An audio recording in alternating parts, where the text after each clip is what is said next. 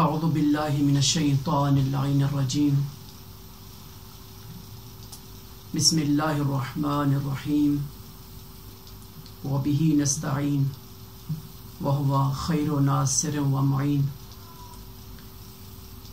الحمد لله رب العالمين والصلاة والسلام على أشرف الأنبياء والمرسلين جد الحسن والحسين أبي القاسم محمد. اللهم صل على محمد وآل محمد وعلى آله الطيبين الطاهرين وصحبه المنتجبين. أما بعد، فقد قال الله تبارك وتعالى في محكم كتابه الحكيم: بسم الله الرحمن الرحيم. يا أيها الذين آمنوا اتقوا الله وكونوا مع الصادقين. صدق الله العلي العظيم. ارشاد رب العزت ہے، اے اہل ایمان، تقوی الہی اختیار کرو اور صادقین کے ساتھ ہو جاؤ. چونکہ شب شہادت صادق آل محمد ہے، سب سے پہلے آپ تمام مومنین اور مسلمین، مراجع عظام اور تمام عالم اسلام کی خدمت میں تسلیت اور تعزیت پیش کرتا ہوں، اور بالأخص اس زمانے کے وارث اور سلسلہ امامت کی آخری کڑی مہدی امم امام عصر و زمان کی خدمت میں اس دعا کے ساتھ کہ خدا ان کے ظہور میں جلد تعجیل فرمائے. چند منٹوں کے لیے آپ کے سامنے مزاحم ہوا ہوں اس آیت کے محور میں، اور اس عظیم ہستی صادق آل محمد کی ہستی کے متعلق، ان کی شخصیت کے متعلق چند نکات آپ کے سامنے پیش کرنا چاہتا ہوں.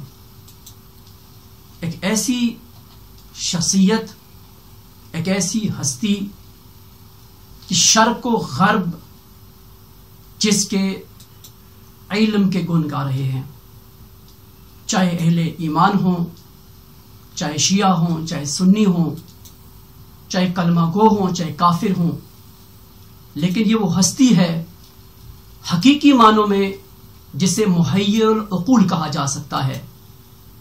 واقعاً عقول دنگ رہ جاتی ہیں، عقول حیران اور پریشان رہ جاتی ہیں. یہ کیسا مقام ہے، یہ کیسی ہستی ہے. دیکھیے، علم کلام کے اندر شاگردوں کی طویل ایک فہرست ہے، علم فقہ کے اندر شاگردوں کی طویل ایک فہرست ہے، علم حدیث میں دیکھیں ان کا اپنا چرچا ہے، عقائد میں دیکھیں ان کے نظریات ہیں، دین میں دیکھیں، سائنس میں دیکھیں. اور یہ حقیقی معنوں میں فرزند حیدر کرار ہے. جس طرح حیدر کرار خالی میدان شجاعت کا حیدر کرار نہیں تھا، بلکہ میدان سیاست ہو، میدان علم ہو، میدان شجاعت ہو، میدان تقوی ہو، اور اسی معنوں میں بلکہ اس خاندان کا، اور یہ جو 12 امام ہیں، 14 معصوم ہیں، حقیقی معنوں میں ایک ایک امام، ایک ایک معصوم اپنے زمانے کا اتقى الناس ہے، اپنے زمانے کا اشجع الناس ہے، متقی ترین، شجاع ترین، زاہد ترین، عالم ترین، عابد ترین. اور یہی وجہ ہے کوئی سید الساجدین بنتا ہے، کوئی زین العابدین بنتا ہے، کوئی صادق آل محمد بنتا ہے، کوئی عالم آل محمد بنتا ہے، کوئی جواد الائمہ بنتا ہے. اور یہاں پہ بہت توجہ طلب نقطہ ہے، آپ کی توجہ چاہوں گا. صادق آل محمد، عالم آل محمد، ان ہستیوں کے القابات پہ توجہ کریں، ان ہستیوں کے القابات پہ غور کریں. یہ نہیں کہا صادق الناس، لوگوں میں سے سچا، کیا کہا؟ صادق آل محمد، آل محمد میں سے صادق. اور پھر کہا عالم آل محمد، امام علی رضا علیہ السلام کا لقب ہے. یعنی عالم ناس ہی نہیں کہا، بلکہ کیا کہا؟ عالم آل محمد. اس سے درس کیا ملتا ہے؟ درس یہ ملتا ہے کہ ان ہستیوں کا مقایسہ عام افراد کے ساتھ نہیں ہے، ان ہستیوں کا مقابلہ عام افراد کے ساتھ نہیں ہے. ان کا اگر مقایسہ ہے، اگر ان کی نسبت ہے تو یہ خود ان کے اپنے درمیان میں، لیکن پھر بھی یہ نہیں ہے کہ ایک دوسرے سے افضل ہے، نہیں، نور واحد ہیں. البتہ رسول یا مولا امیر یہ ایک الگ بحث ہے کہ کون کون ان میں افضل ہے، لیکن یہ کلی طور پر تمام نور واحد ہیں. لیکن پھر یہاں پہ ایک سوال بھی پیش آتا ہے کہ اگر یہ سب نور واحد کا مصداق ہیں تو پھر کوئی صادق آل محمد کیوں بنتا ہے، کوئی عالم آل محمد کیوں بنتا ہے، کوئی موسیٰ کاظم کیوں بنتا ہے، کوئی جواد الائمہ کیوں بنتا ہے؟ تو یہ مسئلہ کیا ہے، راز کیا ہے؟ راز یہ ہے کہ جس نے جس اینگل سے دیکھا، جس نے جس نگاہ سے دیکھا، جس اینگل سے نگاہ پڑی، یا پھر زمانے کے اندر جس طرح کی بیماری ہے، جس طرح کی ظلمات ہیں، جس طرح کی مشکلات ہیں، یہ خورشید ہے، یہ سورج ہے، یہ چمکتا ہوا آفتاب ہے. اب کہیں پہ اگر کذب کا چرچا ہے، اگر کہیں پہ جہالت کا جو ہے وہ چرچا ہے، غلبہ ہے، تو وہاں پہ عالم آل محمد اپنا غلبہ دکھاتا ہے، اپنا ظہور دکھاتا ہے. اگر کہیں پہ بخل کا غلبہ ہے، زور ہے، تو وہاں پہ جواد الائمہ سامنے آتے ہیں. اگر کہیں پہ جو ہے وہ جھوٹ کا وہاں پہ چرچا ہے اور غلبہ ہے، تو وہاں پہ صادق آل محمد سامنے آتے ہیں. یہ کیوں صادق آل محمد کے ساتھ ملقب ہوئے، کیوں صادق آل محمد کے ساتھ مشہور ہوئے؟ کیوں؟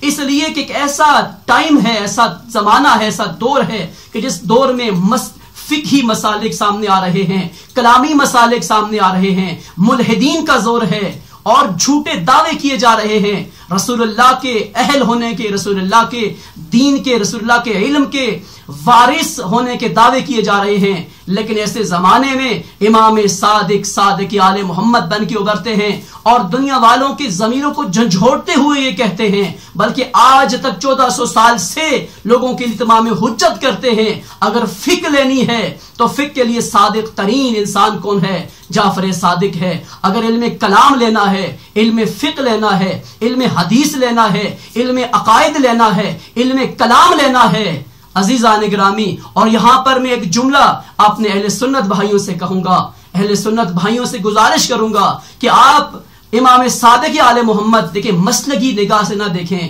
یہ ہمارا المیہ ہے، یہ مقام افسوس ہے کہ ہم نے ان ہستیوں کو مسلکی نگاہوں سے دیکھا ہے، فرقہ واریت کی نگاہوں سے دیکھا ہے. اگر کچھ لوگوں نے، کچھ علماء نے اگر ان ہستیوں سے عقیدت کا اظہار کیا بھی ہے تو یہ اظہار فقط عقیدت تک باقی رہ گیا ہے. نہیں، آئیے، آپ کا عقیدتوں کا رشتہ ہے، لیکن عقیدت کا رشتہ کافی نہیں ہے، بلکہ عقیدے کا رشتہ ہونا چاہیے، آپ کے اعتقاد کا رشتہ ہونا چاہیے. آپ کے علم فقہ کے اندر امام صادق کے نظریات کہاں پر ہیں؟ کہتے ہیں کہ ہم امام صادق کو ماننے والے ہیں، بلکہ بعض اوقات شیعان حیدر قرار پہ تان بھی کرتے ہیں کہ آپ نہیں ماننے والے، ہم ماننے والے ہیں. تو میں کہتا ہوں یہ دعویٰ ہے اور ہر دعوے کی دلیل ہوا کرتی ہے.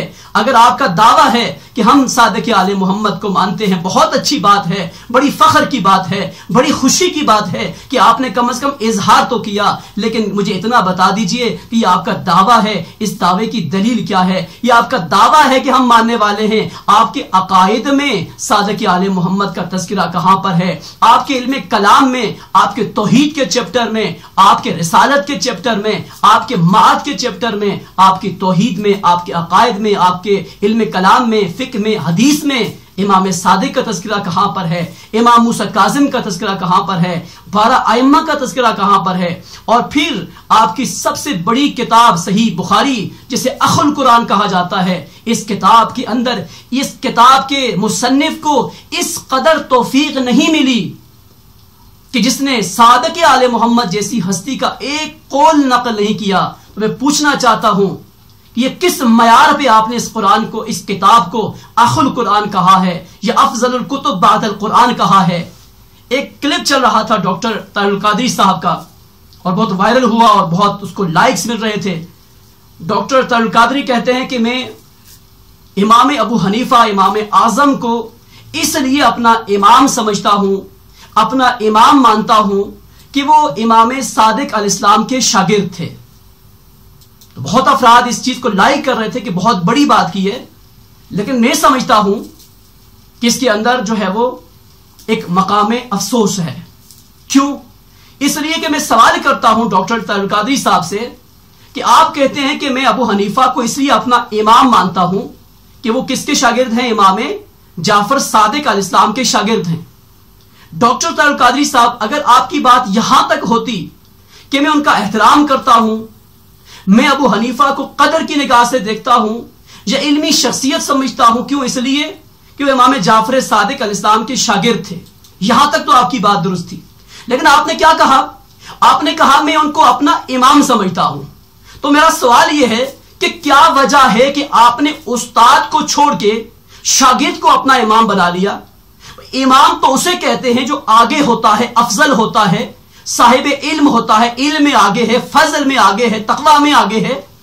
تو پھر آپ نے استاد کو چھوڑ کے شاگرد کو اپنا امام کیسے بنا لیا؟ کہ آپ نے قرآن کی آیت نہیں پڑھی کہ هل يستوي الذين يعلمون والذين لا يعلمون، کہ علم والے اور بغیر علم والے برابر نہیں ہو سکتے؟ تو ڈاکٹر طاہر القادری صاحب اور دوسرے علماء، خالی دعووں سے کام نہیں چلتا، خالی عقیدت سے کام نہیں چلتا. آپ یہاں تک آئے ہیں، بہت خوشائن بات ہے، بہت خوشی کی بات ہے، لیکن اس سے بھی آگے بڑھیے، اپنے عقیدوں کو متصل کیجئے صادق آل محمد کے ساتھ. جب کوئی تم سے عقیدوں کا سوال کرے، بڑھ کے جواب دو، امام صادق آل محمد کے اقوال سے جواب دو. اگر تمہیں کسی کتاب میں نہیں ملتا تو اس کتاب کو دیوار پہ مار دو جس کتاب میں صادق آل محمد کا تذکرہ نہیں ہے. وہ کتاب اس قابل نہیں ہے کہ اس کو عقائد کی یا حدیث کی کتاب کہا جائے کہ جس کے اندر صادق آل محمد اس ہستی کے اقوال نہ ہوں، اس ہستی کے نظریات نہ ہوں. تو شب شہادت صادق آل محمد ہے. آئیں، شیعہ ہوں، سنی ہوں، آئیں اپنے آپ کو اس میزان پہ، یہ میزان ہے، یہ ہستیاں ہمارے لیے میزان کا درجہ رکھتی ہیں. اپنے افکار کو، اپنے نظریات کو، آگے بڑھنے والے پیچھے آئیں اور پیچھے رہ جانے والے ان کے ساتھ ملحق ہو جائیں. آگے بڑھنے والے بھی گمراہ ہیں غالیوں کی صورت میں، اور پیچھے رہ جانے والے بھی گمراہ ہیں مقصرین اور نواسب کی صورت میں. اور آج جو آوازیں بلند ہو رہی ہیں، ان ہستیوں کو خطاکار کہا جا رہا ہے. نہیں، یہ تمہاری بھول ہے، یہ تمہاری نسلیں، یہ تمہاری مسل کی مجبوری نہیں ہے. میں کہا کرتا ہوں جو ان ہستیوں کے خلاف جو زبان بولتی ہے، یہ جو زبان چلتی ہے، یہ ان کی مسل کی مجبوری نہیں ہے، یہ ان کی نسلی مجبوری ہے. یہ ان کی نسل کی خباثت بول رہی ہے، یہ ان کی درونی خباثت بول رہی ہے، اور یہ بتانا چاہتے ہیں کہ ہماری حیثیت کیا ہے، ہماری ذات کیا ہے، ہمارے اندر ہمارا درون کیا ہے. عزیزان گرامی، شیعہ ہوں یا سنی ہوں، آج ان ہستیوں سے ہم نے درس لینا ہے.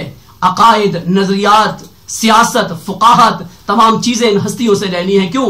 اس لیے کہ امام جعفر صادق علیہ السلام وہ ہستی ہیں جو اہل بیت اطہار میں سے ہیں، اور یہ وہ ہستی ہیں کہ جن کے بارے میں رسول اکرم نے فرمایا ان ہستیوں کے بارے میں کہ انی تارک فیکم الثقلین کتاب اللہ وعطرتی اہل بیتی، کہ میں تمہارے درمیان دو چیزیں چھوڑ کے جا رہا ہوں. میرے شیعہ بھائیوں، میرے سنی بھائیوں، میرے دیوبند بھائیوں، میں گزارش کرتا ہوں، کیا رسول کی آخری وصیت ہے؟ کیا مقام فکر ہے؟ کیا مقام سوال ہے یہاں پر؟ مقام تفکر ہے یہاں پر؟ رسول آخری وصیت کر رہے ہیں. ارے آخری وصیت تو ملزم کی بھی، مجرم کی بھی قبول کی جاتی ہے اور سنا جاتا ہے، سنوائی کی جاتی ہے. میرے رسول کی آخری وصیت کیا ہے؟ دو چیزیں چھوڑ کے جا رہا ہوں، دو نشانیاں چھوڑ کے جا رہا ہوں. کرنا کیا ہے یا رسول اللہ؟ ما ان تمسکتم بہما، اگر تم نے ان دونوں سے تمسک کیا، یہ بہت توجہ کی بات ہے، اگر تم نے ان دونوں سے تمسک کیا، یہاں پہ محبت کی بات نہیں ہے. یہ نہیں کہا کہ ما ان احببتم، اگر تم نے ان سے محبت کی. آج لوگ قصیدے پڑھتے ہیں، آج لوگ نعتیں پڑھتے ہیں، آج لوگ دعوے کرتے ہیں، آج لوگ نعرے لگاتے ہیں، بہت اچھی بات ہے، لیکن رسول نے کیا کہا؟ ما ان تمسکتم بہما لن تزلوا بعدی ابدا. معیار اور پیمانہ ہدایت کیا ہے؟ گمراہی سے بچنے کا میزان کیا ہے؟ اگر تم ان کی پیروی کرو گے، اگر تم ان سے متمسک ہوگے. عقائد ہیں، ان سے لینے ہیں، اصول ہیں، ان سے لینے ہیں، فروع ہیں، ان سے لینے ہیں، دین ہے، ان سے لینا ہے، دنیا ان سے لینی ہے. یہ تمام تر چیز کے مرکز ہیں، مأویٰ ہیں، سرچشمہ ہیں. اور امام صادق علیہ السلام نے اس لیے فرمایا تھا اپنے شاگرد سے کہ شرقا و غربا، چاہے تم شرق جاؤ چاہے تم غرب جاؤ، لیکن تمہیں صحیح علم نہیں مل سکتا سوائے اس در سے، سوائے اس جو ہے وہ در آل محمد سے۔ تو خدا سے دعا ہے کہ خدا میں حقیقی معنوں میں ان ہستیوں کی پیروی کرنے کی، ان ہستیوں سے متمسک ہونے کی اور ان ہستیوں کو محور اتحاد بنا کر آگے بڑھنے کی خدا ہمیں توفیق عطا فرمائے۔ اور یہ وہ ہستیاں ہیں جس قدر علم میں آگے ہیں، جس قدر فضل میں آگے ہیں، جس قدر تقوی میں آگے ہیں، اسی قدر ان کے مصائب بھی عروج پر ہیں۔ فضائل کے اندر بھی ان کا کوئی ثانی نہیں ہے اور مصائب کے اندر بھی ان کا کوئی ثانی نہیں ہے۔ کہا جاتا ہے کہ امام جعفر صادق علیہ السلام جب تک بنی امیہ اور بنی عباس کا آپس میں نزاع رہا، کشمکش رہی، تو امام نے خوب دین کی تبلیغ کی، اور یہی راز، اس بات کی بنیاد بنا، یہی راز ہمیں نظر آتا ہے یہاں پر کہ فقہ جعفریہ جو کہ فقہ محمدی بھی ہے، فقہ علوی بھی ہے، فقہ فاطمی بھی ہے، لیکن اس عظیم ہستی کو امام صادق علیہ السلام کو جو کہ وقت ملا تو آپ نے اس کو اپنے جو کہ ان کے نام سے منسوب ہوئی، اس کی وجہ یہی ہے، یہ راز یہی ہے کہ آپ نے اس فقہ کو تبویب کیا، اس کو استدلالی صورت میں پیش کیا، اور یہی وجہ ہے کہ فقہ جعفریہ کے اندر 70% مسائل جو ہیں وہ امام صادق علیہ السلام سے منسوب اور ماخوذ ہیں۔ انشاءاللہ کبھی فرصت ملی دوبارہ آپ کے سامنے بیان کریں گے۔ تو خیر، جب تک حکومتوں کا ٹکراؤ رہا، امام صادق علیہ السلام کو فرصت ملی، لیکن کہتے ہیں جب منصور دوانکی مستد اقتدار پہ آیا تو اس نے دوبارہ امام صادق علیہ السلام کو ستانا شروع کیا۔ کئی مرتبہ اپنے دربار میں مدینہ سے بلوایا، کئی مرتبہ توہین کی امام کی، اور ایک مرتبہ کہا جاتا ہے کہ امام کے گھر کو آگ لگا دی۔ جب گھر کو آگ لگتی ہے تو امام صادق علیہ السلام کھڑے ہو کے رونا شروع کر دیتے۔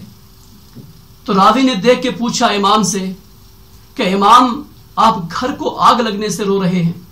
تو امام نے جواب دیا، نہیں، میں اپنے گھر کو آگ لگنے سے نہیں رو رہا، اس وجہ سے نہیں رو رہا، بلکہ مجھے کربلا کا واقعہ یاد آ گیا، مجھے وہ وقت یاد آ گیا جب سیدانیوں کے خیمے جل رہے تھے، خیموں سے دھواں اٹھ رہا تھا، اور نبی زادیاں، مفہوم کلام کو عرض کر رہا ہوں، نبی زادیاں کربلا کے بیابان میں ماری ماری پھر رہی تھیں۔ المختصر عزیزو، یہ امام صادق ایک طویل عمر مجاہدت کے ساتھ گزارنے کے بعد ایک ایسا وقت آتا ہے جب انگوروں کے ذریعے سے مسموم کیا جاتا ہے، اور مسموم کر کے امام صادق علیہ السلام کو آپ اس دنیا سے رخصت ہو جاتے ہیں، اور امام موسیٰ کاظم علیہ السلام، تمام تر مدینہ کے افراد امام کو بڑے احترام کے ساتھ رخصت کرتے ہیں۔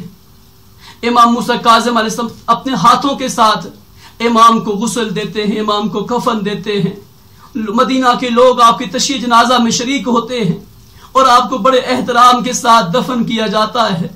لیکن میں قربان جاؤں کربلا کے ایک شہید پہ، میں قربان جاؤں کربلا میں امام حسین کی ذات پر۔